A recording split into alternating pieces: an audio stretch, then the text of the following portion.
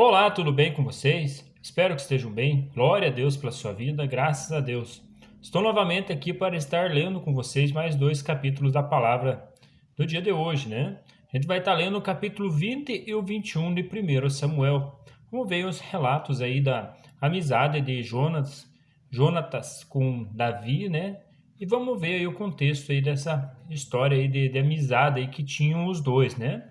Então vamos lá. Senhor nosso Deus, nosso Pai, mais uma vez nos colocamos na Tua presença, Senhor, para podermos aprender de Ti, Senhor. Nos orienta, Pai, em nome de Jesus, com a Tua palavra. Amém? Graças a Deus. No capítulo 20 fala bem assim, ó. Depois, Davi fugiu de Naiote, em Ramá, foi falar com Jonatas. Ele perguntou, o que foi que eu fiz? Qual é o meu crime? Qual foi o pecado que cometi contra seu pai para que ele queira tirar a minha vida?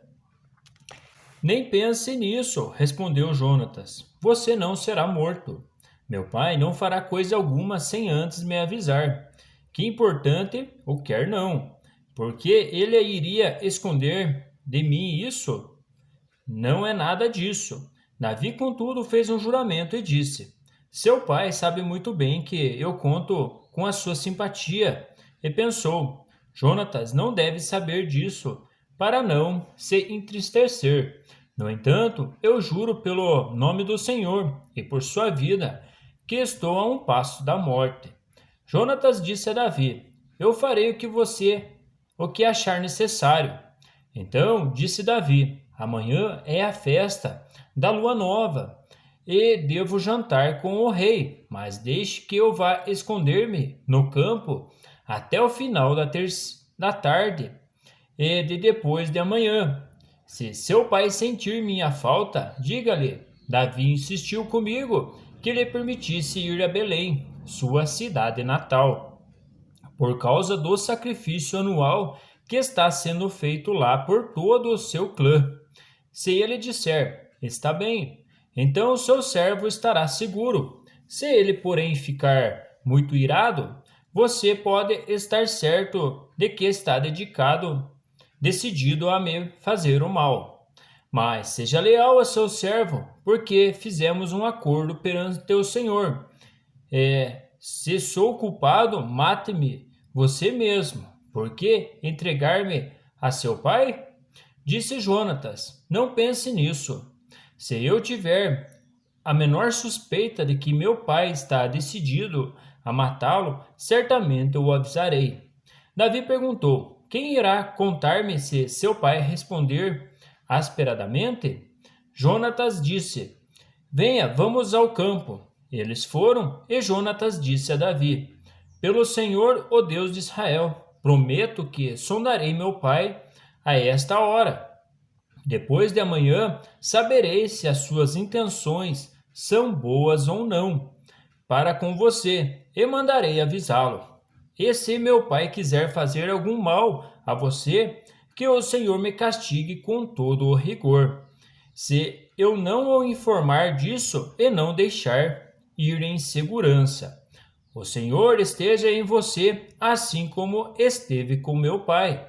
Se eu continuar vivo, seja leal comigo, com a lealdade do Senhor. Mas se eu morrer, jamais deixe de ser leal com a minha família, mesmo quando o Senhor eliminar da face da terra todos os inimigos de Davi. Assim Jonatas fez uma aliança com a família de Davi, dizendo que o Senhor chame os inimigos de Davi para prestar contas. E Jonatas fez Davi reafirmar seu juramento de amizade, pois era seu amigo leal. Então Jonatas disse a Davi, amanhã é a festa da lua nova. Vão sentir sua falta, pois sua cadeira estará vazia.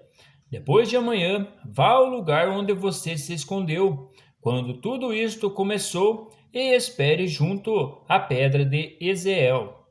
Atirarei 3 flechas para o lado dela, como se estivesse atirando num alvo. E mandarei o menino procurar as flechas. Se eu gritar para ele, as flechas estão mais para cá, traga-as aqui, você poderá vir, pois juro pelo nome do Senhor que você estará seguro, não haverá perigo algum. Mas se eu gritar para ele: olha, as flechas estão mais para lá, vá embora, pois o Senhor o manda ir. Quando ao nosso acordo, o Senhor é testemunha entre mim e você para sempre, né? Então eles fizeram um acordo ali, Davi e Jonatas, né? Através daquelas flechas ali. Se ele atirasse a flecha mais para frente, era para Davi seguir o caminho que Saul ia atrás dele para matá-lo, né? Então Davi escondeu-se no campo. Quando chegou a festa da lua nova, o rei sentou-se à mesa. Ocupou o lugar de costume junto à parede em frente de Jonatas. E Abner sentou-se ao lado de Saul, mas o lugar de Davi ficou vazio. Saul não disse nada naquele dia, pois pensou: algo deve ter acontecido a Davi, deixando-o cerimonialmente impuro. Com certeza, ele está impuro. No dia seguinte, o segundo dia da festa da lua nova, o lugar de Davi continuou vazio. Então Saul perguntou a seu filho Jonatas: por que o filho de Jessé não veio para a refeição nem ontem nem hoje? Jonatas respondeu: Davi me pediu com insistência permissão para ir a Belém, dizendo: deixe-me ir, pois nossa família oferecerá um sacrifício na cidade. E meu irmão ordenou que eu estivesse lá. Se conto com a sua simpatia, deixe-me ir ver meus irmãos. Por isso ele não veio à mesa do rei.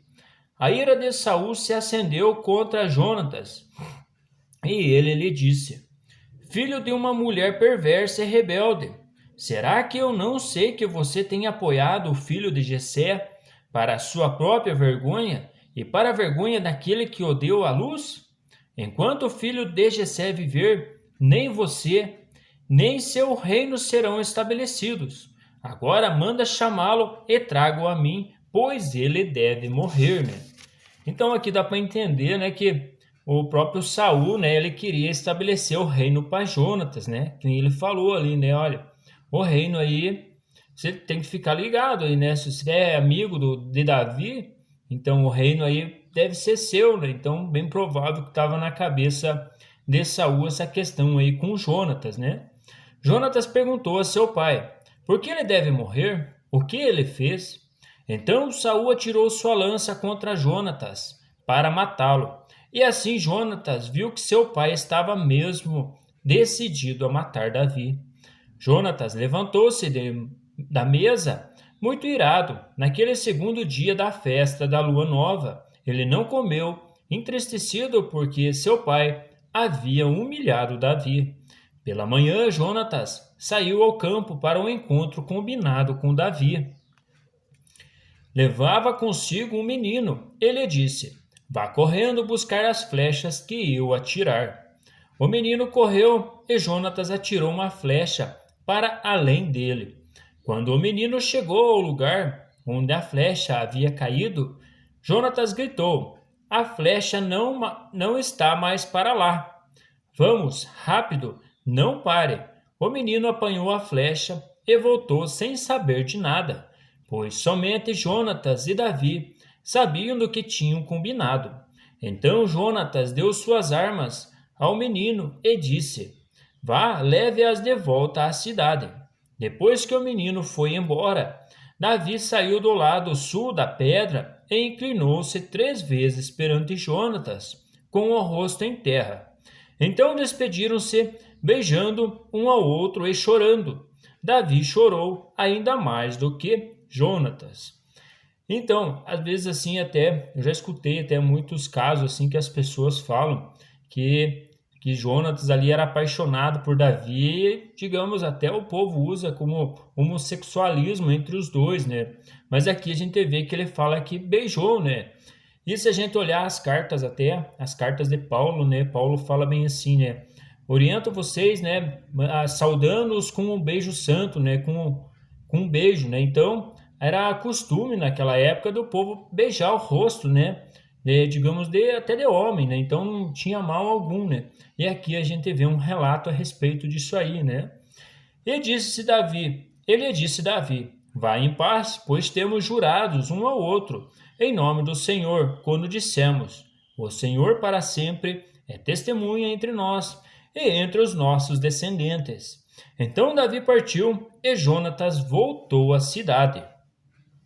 No capítulo 21. No capítulo 21 é interessante a gente meditar nele e perceber que o próprio Senhor Jesus ele cita esse trecho da palavra aí que a gente vai estar lendo, né? Um assunto aí a respeito aí dos pão, né? Então vamos ver onde que chega com esse assunto. Davi foi falar com o sacerdote Aimeleque em Nobe. Aimeleque tremia de medo quando se encontrou com ele e perguntou: Por que você está sozinho? Ninguém veio com você? Respondeu Davi: O rei me encarregou de uma certa missão e me disse: Ninguém deve saber coisa alguma sobre a sua missão e sobre as suas instruções. E eu ordenei aos meus soldados que se encontrassem comigo num certo lugar. Agora então, o que você pode oferecer-me? Dê-me 5 pães ou algo que tiver. O sacerdote, contudo, respondeu a Davi: Não tenho pão comum, somente pão consagrado.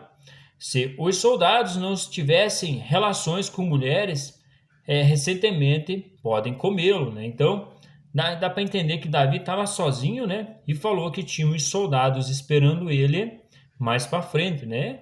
E pediu ali que ele lhe desse um pouco de pão, né? E o sacerdote só tinha aqueles pão ali que a gente vai ver ali, pão consagrado, né? Davi respondeu: Certamente que não, pois esse é o nosso costume sempre que saímos em campanha. Não tocamos em mulher.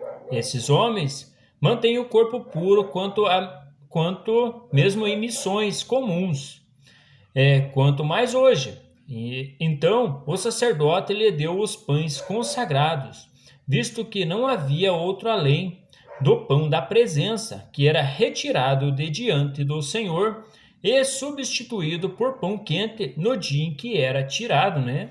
Então Jesus ele fala sobre essa questão, né? Ele fala, ó, não leram lá que Davi também comeu lá os pães, que era só o sacerdote, que era lícito comer, né? Então é uma questão que eles indagam ele a respeito do sábado, né? Que daí ele fala, né, que o sacerdote trabalha dia e noite, sábado, domingo, e, digamos, ele quis dar um entender, ó, ele também, se for olhar pela lei, ele também transgride a lei, porque ele trabalha no sábado e tal, né? Então Jesus quis trazer essa questão aqui de Davi também, né?